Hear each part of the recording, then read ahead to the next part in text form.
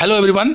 आज हम लोग नेटवर्क्स एंड लाइन के पाई नेटवर्क के बारे में देखेंगे कि क्या होता है पाई नेटवर्क और ये किस तरह से काम करता है। ये सिमेट्रिकल पाई नेटवर्क है, जहां पाई नेटवर्क में जैसा कि हमें पता है कि सिमेट्रिकल नेटवर्क में जो हमारा इनपुट इम्पीडेंस और आउटपुट इम्पीडेंस होते हैं वो इक्वल होते हैं। तो इनपुट और आउटपुट इम्पीडेंस को कैलकुलेट करेंगे और उसके टर्म में हम लोग पाई एनालिसिस को देखेंगे। तो नेटवर्क लाइन्स में आज देखेंगे पाई नेटवर्क। तो बात करते हैं सबसे पहले symmetrical network, symmetrical pi network. जैसा कि हमें पता है कि सिमेट्रिकल पाई नेटवर्क में हमारा इनपुट और आउटपुट जो इम्पीडेंस होंगे वो इक्वल होंगे। जहाँ तक बात आती है इम्पीडेंस का, तो हमारे पास इम्पीडेंस जो Z1 है इसे सीरीज इम्पीडेंस कहते हैं, और 2Z2 और ये 2Z2 को शंट इम्पीडेंस कहते हैं। तो शंट और सीरीज इम्पीडेंस हमारे पास कुछ इस तरह से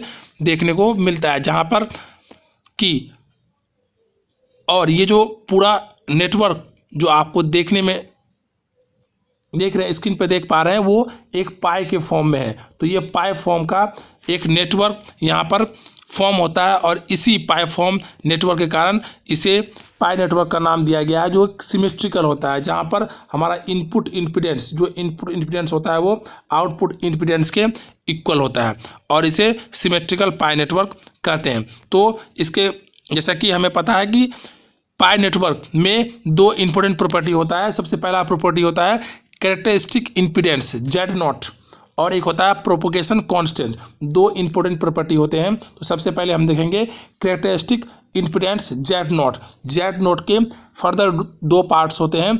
यदि हम सीरीज और शंट इम्पीडेंस के टर्म में बात करें तो वो पहले देखते हैं। A part in the term of series and shunt arm impedance, जिसमें कि आप देख सकते हैं कि हमारे पास इनपुट इम्पीडेंस है और यहाँ पे यदि हम कैलकुलेट करें तो इजीली कैलकुलेट कर सकते हैं। यदि करंट हमारा input impedance equivalent input impedance calculate करें, यदि करंट यहाँ से फ्लो करता है तो इस जंक्शन पे करंट का डिवीज़न होगा। इसका मतलब ये डिवीज़न होने का रीज़न है कि जैसे ये डिवीज़न होगा, इसका मतलब हमारा जो 2Z2 है और Z1 है ये दोनों इम्पीडेंस पैरेलल में होंगे। फर्दर फिर से यदि यहाँ से करंट आगे जाएगा तो फिर से इन जंक्शन पर करंट का डिवीज़न होगा। तो यहाँ पर भी एक पैरेलल कॉम्बिनेशन दिखेगा कि पैरेलल कॉम्बिनेशन कि ये जो Z2 है वो Z2 से जो करंट निकलेंगे 2Z2 और Z0 में जाएंगे और ये दोनों पैरेलल कॉम्बिनेशन में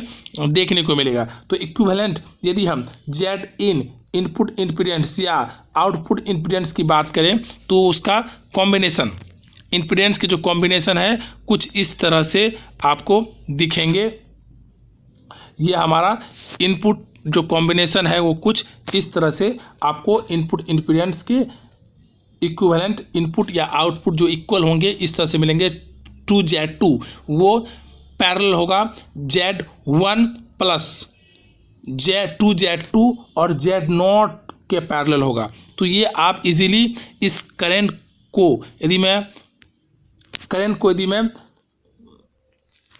सर्कुलेट करूं, करंट यदि फ्लो होगा पोर्ट 1 से तो जिस जंक्शन पे डिवाइड होगा वहाँ पैरेलल के कॉन्सेप्ट अप्लाई होंगे और जहाँ करंट का डिवीज़न नहीं होगा वहाँ सीरीज का कॉन्सेप्ट अप्लाई होगा। तो यहाँ से इस तरह से Z1 और Z2 को यदि हम लिखें तो ये 2Z2 parallel with Z1 plus 2Z2 parallel to Z0, और इसे सॉल्व करने के बाद हमें कुछ इस तरह के एक्सप्रेशन मैथमेटिकल एक्सप्रेशन मिलेंगे जहां पैरेलल कंडीशन होगा। पैरेलल के जो कॉन्सेप्ट है 1 by impedance plus 1 by impedance, इस तरह से सर्कुलेट करके कैलकुलेट करेंगे तो हमें इनपुट इम्पीडेंस देखने को मिलेगा Z0 आउटपुट इम्पीडेंस के टर्म में। और फाइनली हमारे पास एक एक्सप्रेशन होगा, उस एक्सप्रेशन को हम लोग करेंगे Z0 square equal to 4Z1 Z2 का square by Z1 plus 4Z2।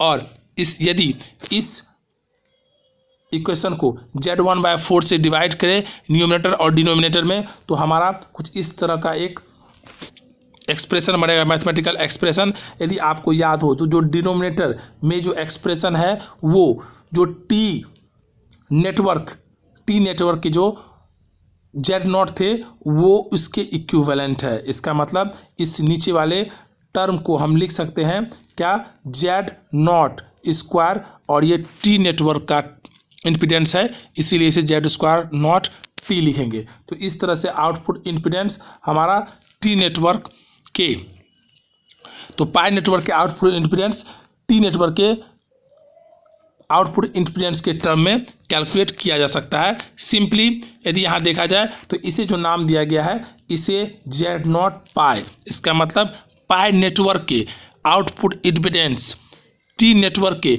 Output impedance के टर्म में लिखा जा सकता है। Z0 pi equal to Z1 Z2 by Z0 T। ये तो सीरीज और शंट के टर्म में था। यदि हम ओपन सर्किट और शॉर्ट सर्किट के टर्म में बात करें तो एक केस लेंगे जहां एक इक्वेशन हम बनाएंगे, KVL लगाएंगे और वहां पर ओपन सर्किट के टर्म में हम इम्पीडेंस को कैलकुलेट करेंगे, और एक केस ऐसा लेंगे जहां पर शॉर्ट सर्किट करके इम्पीडेंस को कैलकुलेट करेंगे। तो चलिए यहाँ पर आप इजीली देख सकते हैं, यदि हम ओपन सर्किट की बात करें, ओपन सर्किट की फर्स्ट केस में यदि ओपन सर्किट का बात करें तो आप देख सकते हैं कि 2Z2 ये यहाँ से जो करंट निकलेगा, यहाँ से जो करंट पोर्ट 1 से जो करंट एंटर करेगा वो इस वाले पार्ट्स में जाएंगे और इस वाले पार्ट्स में जाएंगे। इसका मतलब हमारा Z1 और 2Z2 पैरेलल में होगा, और यहाँ से जो करंट जाएंगे वो फिर से ये करंट इधर एंटर करेगा, तो हमारा Z1 और 2Z2 ये सीरीज में होगा और इन दोनों के कॉम्बिनेशन इसके साथ पैरेलल में होंगे। तो यही चीज़ यहाँ पर लिखा गया है। आउटपुट सर्किट के जो इक्विवेलेंट इम्पीडेंस लिखेंगे वो मैथमेटिकल कैलकुलेशन के बाद कुछ इस तरह से हमारा इक्वेशन 3 मिलेगा, जो आउटपुट सर्किट के इक्विवेलेंट इम्पीडेंस कैलकुलेट कर सकते हैं। यदि शॉर्ट सर्किट की बात करें तो शॉर्ट सर्किट में आप देख सकते हैं कि पोर्ट 2 हमारा शॉर्ट कर दिया गया है और यहाँ फर्स्ट केस में पोर्ट 2 ओपन किया गया था। अब बी पार्ट में पोर्ट 2 को शॉर्ट कर दिया गया है। इसका मतलब जो भी करंट यहाँ से आएंगे वो 2Z2 में फ्लो होगा और Z1 में फ्लो होगा। यहाँ पर करंट का डिवीज़न देखने को मिलेगा। और फर्दर तो यहाँ पर आप देखते शॉर्ट सर्किट के टर्म में क्या होगा, जो हमारा करंट फ्लो होगा, सिर्फ हमारा जो करंट फ्लो होगा या तो 2Z2 में होगा या Z1 में होगा। इसमें पोर्ट 2 के पास जो 2Z2 है यहाँ पे किसी भी तरह का करंट फ्लो नहीं होगा, क्योंकि ये शॉर्ट हो चुका है। इसीलिए हमारा करंट फ्लो सिर्फ Z1 और 2Z2 में देखने को मिलेगा। और इस तरह से हम शॉर्ट सर्किट के इम्पीडेंस को कैलकुलेट करें तो यहाँ से इसे इजीली कैलकुलेट कर सकते हैं। अब ओपन सर्किट और शॉर्ट सर्किट के मल्टीप्लिकेशन के बाद जो एक्सप्रेशन हमें मिलता है वो एक्सप्रेशन होता है Z0, इसे Z0 पाई कहते हैं, रूट अंडर ओपन सर्किट के इम्पीडेंस इनटू शॉर्ट सर्किट के इम्पीडेंस। इन दोनों को मल्टीप्लिकेशन करने के बाद हमें Z0 पाई निकलता है, जैसा कि हम लोगों ने T नेटवर्क में कैलकुलेट किया था। आउटपुट इम्पीडेंस कैलकुलेट कर सकते हैं पाई नेटवर्क के जो सिमेट्रिकल पाई नेटवर्क में जो आउटपुट इम्पीडेंस होगा वो शॉर्ट सर्किट और ओपन सर्किट के मल्टीप्लिकेशन के होगा। मतलब क्या, ओपन सर्किट और शॉर्ट सर्किट के रूट के इक्विवेलेंट हमारा पाई नेटवर्क के इम्पीडेंस निकलेंगे, आउटपुट इम्पीडेंस।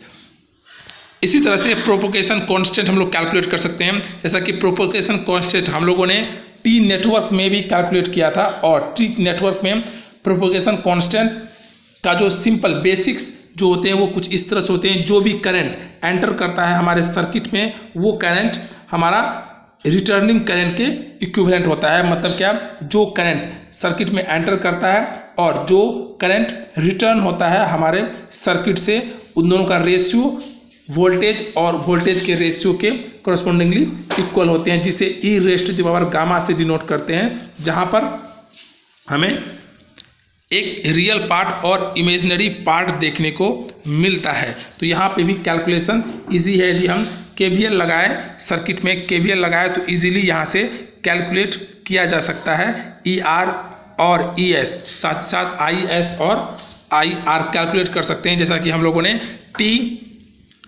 नेटवर्क में किया था। आप पीछे के वीडियो को देख सकते हैं जहाँ पर इसे एक्सप्लेन किया गया है और इस तरह से यहाँ पे कैलकुलेट किया जाता है e raise to the power gamma. After applying the KVL in the pi circuit, propagation constant जो हमारा पाई नेटवर्क में निकला था वही प्रोपगेशन कांस्टेंट हमारा टी नेटवर्क में भी देखने को मिलता है। इसका मतलब जो प्रोपगेशन कांस्टेंट हमारा सिमेट्रिकल नेटवर्क में, जो पाई नेटवर्क में जो हमारा प्रोपगेशन कांस्टेंट था, same propagation constant T network में भी देखने को मिलता है। इस तरह से हमारा प्रोपगेशन कांस्टेंट दोनों केस में इक्वल होते हैं। Series and shunt arms impedance of a symmetrical pi network in the term of Z0 pi and gamma pi.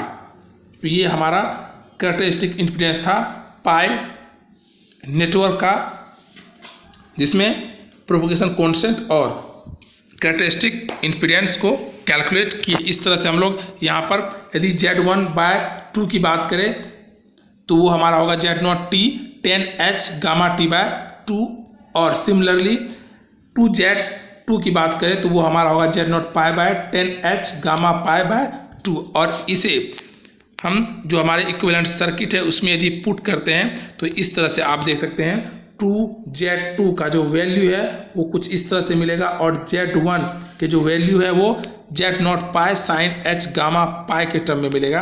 तो ये हमारा एक पाई नेटवर्क का इक्विवेलेंट सर्किट यहाँ पे देखने को मिलता है, जिसे हम लोग सिमेट्रिकल पाई सर्किट कहते हैं।